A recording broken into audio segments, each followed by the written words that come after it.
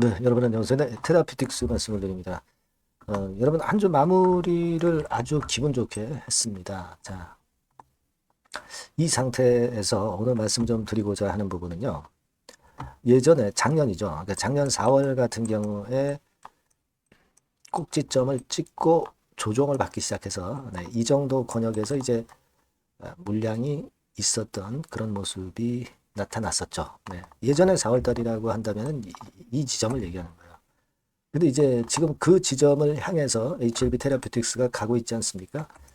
근데 이때 당시하고 지금하고는 뭐가 틀리냐? 그걸 한번 알아봐야 되겠어요. 왜냐면은 뭐가 틀리는지를 우리가 알아봐야, 알고 있어야, 자, 거기를 어떤 식으로 빠르게 돌파할 건지, 뭐 이런 부분들을 우리가 감을 잡을 수 있거든요. 그냥 과거에 거기가 매물 이때라고 해서 거기서 상당한 조정이 일어날 것이다. 막 이렇게만 볼 수는 없는 거거든요. 그래서 이 부분을 말씀드리겠습니다. 자, 그리고 영상의 후반부에는 여러분께 매집주를 하나 말씀을 드립니다. 이 테라피틱스는 지금 가져가는 거잖아요. 이 매집주는 번외로 한번 여러분들이 한번 해보세요. 네.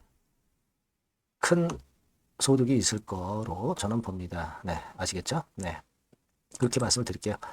자, 그러면 먼저 HLB 테라피틱스 말씀을 드리는데 구독, 좋아요, 알림 설정 대단히 감사합니다. 앞으로도 힘이 될 수 있도록 지속적인 성원도 부탁드립니다. 자, 여러분 이번 조정은 제가 얕을 것이다 이런 말씀을 드렸는데 지금 좀 얕은 조정이죠. 쭉 올라갔다가 약간 흔들고 다시 양봉을 했어요. 그러니까 이렇게 돼서 다시 이렇게 가든가 아니면 여기서 직방으로 가든가 1번이나 2번 코스가 될 확률이 상당히 높을 수가 있죠. 그렇게 볼 수 있는데 무엇보다도 우리는 단타를 좀 하는 경향이 있는 신한이나 JP모간이 다른 때와는 다른 행보를 보여주고 있다. 그러니까 순매수를 계속 누적해서 가고 있다. 이 부분을 우리가 보고 있죠. 최근 며칠간 매도가 나오는데 싶더니 다시 순매수가 한 88,000주 정도 나왔잖아요. 그래서 여러분도 아마 잘 체킹을 하고 계시리라고 보여지지만 우리가 지금 현재 창구로 보더라도 신한에서 19,000주 그리고 JP모간에서 많이 샀죠. 43,000주 이렇게 샀지 않습니까? 그리고 시간 타임상으로 보더라도 신한증권은 이런 식으로 되게 순매수 구도를 하루 종일 이어갔다고 봐야 되겠죠. JP모간은 더 강한 모습을 보여주고 있고요. 네, 그래서 지금 일별로 보더라도 사다가 파는 척하다 다시 또 사들어가는, 사다가 파는 척하다가 다시 사들어가는, 그러니까 파는 척하다가 계속 사고 있죠. 사는데 더 중점을 두고 있고 그러다 보니까 순매수 누적 수량은 더 증가해 가고 있는 것이 신한이나 JP모건이다. 그래서 얘네들이 단타 매매를 좀 많이 하는 애들이지만 지금 현재 이 구도로 봐가지고는 여기서 파는 흉내를 냈지만 결국은 이거로는 만족 못한다. 그죠? 네, 그 의미 아니겠어요? 그러니까 결국 여기, 그죠? 여기까지 일단 안착을 하겠다. 이렇게 생각을 하는 거란 말이에요. 근데 이때하고 지금하고 틀린 점은 뭐냐? 이때는 뭐 많이 급등을 했으니까 자연히 조정도 받을 타임이고요. 그죠? 네, 그리고 지금은 뭐가 틀리냐? 지금은 차근차근 매물을 잘 소화를 해서 자 단기 매물도 소화한 다음에 이제 분출하기 시작하는 초기 국면이고 이때는 말기 국면이었고 상승의 말기 국면이었고 요게 틀린 점입니다. 그죠? 그러니까 지금 우리가 이걸 한번 보셔야 돼요. 매물 분포 이거 뭐 안 봐도 우리가 알 수 있는 거지만 매물 분포를 보면은 일단 뭐 최근에 작년 한 재작년이죠. 재작년 10월부터 지금까지 해가지고 보면은 여기가 이제 최대 매물대였잖아요. 그러니까 차근차근히 결국 완전히 물량을 흡수한 다음에 이제 날아가는 초기 국면일 뿐입니다. 그죠? 물량을 완전히 소화했어. 몇 개월 동안에 한 7, 8개월 동안에. 그죠? 그러니까 여기가 이제 저항이 되겠습니까? 이게 저항이 되겠어요? 반사철원선이. 서브 매물들을 다 정리하고 단기 매물도 정리했는데 이렇게 날아가지 여기가 저항이 쉽게 안 됩니다. 그죠? 그걸 우리가 생각할 수 있잖아요. 근데 여기서 물렸던 매물들은 내려오면서 소화가 되고 여기서도 이러면서 포기하고 떠난 사람들 많기 때문에 다 소화가 됐단 말이에요. 그래서 사실 우리가 통칭으로 얘기하는 이 가격대의 저항이라는 것은 상징적이지 결국 쉽게 돌파가 될 가능성도 높은 겁니다. 그죠? 탑라인이 나오면서 또는 라이센스 아웃이 나오면서 돌파는 더 쉬울 거고요. 이게 안 나온다 하더라도 기대를 갖고 여기로 그냥 돌파할 가능성이 높아요. 그거는 아마도 이제 뭐 신한이나 JP모건 얘네들이 어떤 행보를 보여주느냐에 달린 겁니다. 그래서 요 수급까지도 우리가 잘 살펴가면서 해야 될 것 같아요. 그래서 이런 식으로 좀 보시라는 말씀을 좀 드리고 싶고, 그 당시에 이제 여러분 작년 4월 같은 경우에 HLB 같은 경우는 여기서 좀 HLB는 테라피틱스보다 먼저 올랐다가 이제 조정을 받았죠. 근데 지금은 테라피틱스가 좀 주도하는 거예요. HLB는 지금 여기 있잖아요. 모양 자체가 이렇잖아요.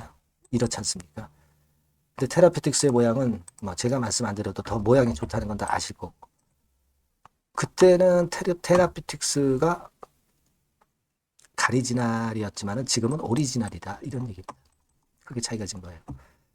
근데 여하튼 뭐 J나 S창고에서 얘네들이 어떤 또 농간을 부릴지는 모르겠습니다만은 기본적으로 T 탑라인 그리고 라이센스 아웃에 대한 기대가 있기 때문에 얘네들 동향은 두 번째입니다.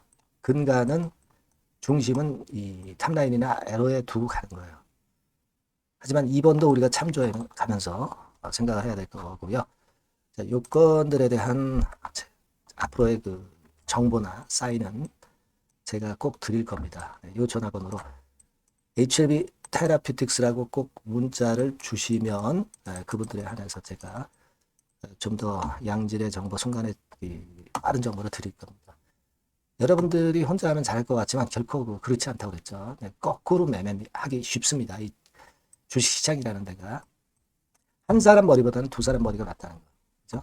그걸 생각하실 필요가 있고요. 꼭 문자를 주세요. 제가 최선을 다하겠습니다. 자, 그리고 제가 여러분 매집주 말씀을 드린다고 그랬죠. 지금 말씀드릴 거니까 말씀 잘 듣고 꼭 대박 내시기 바랍니다. 네, 말씀드릴 종목은 바로 매집주에 대한 거예요, 여러분. 매집주라고 한다면은 모아가는 거죠. 네, 결국 이제 한 번에 사지 않고 나눠서 분할해서 매수를 해서 결정적인 기회 때 튀면 그때 대박을 먹는 종목이 바로 매집주예요. 그래서 오늘 제가 소개를 드릴 종목은 바로 이 매집주입니다. 네, 매집주기 때문에 여러분들이 투자 기간은 뭐 단타로 하는 것이 절대 아니고요.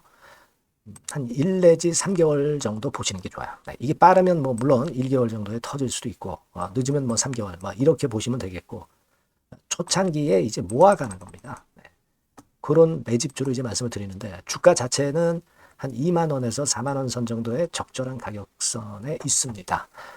저가주가 뭐 매력은 있지만 여러분 리스크가 상당히 크다는 거 아실 거예요. 네, 이 정도 종목이 딱 좋습니다. 우량 중형주 정도의 자본금을 가진 그런 회사다. 이렇게 보시면 되고요. 시총은 3천억에서 한 6천억 정도 수준 적절하죠. 그리고 자본총계 역시 자본총계는 뭐예요? 자산에서 부채를 뺀 게 자본총계죠. 즉 그 회사의 재산을 얘기하는 겁니다. 재산이 어느 정도는 있어야 우리가 매집을 해서 끌고 갈 수가 있는 거죠. 1,000억에서 3억 정도니까 적정합니다. 이게 너무 커도 무겁죠. 근데 그렇진 않아요. 네. 그리고 목표 가격은 더블 가격이나 또는 셋더블, 세 배, 요 정도, 그 정도를 목표로 하는 그런 매집주를 지금 이제 설명을 드리는 거예요. 네. 이 종목이 그럼 어떻게 생겼는가? 주봉 주가 차트부터 한번 보면은요.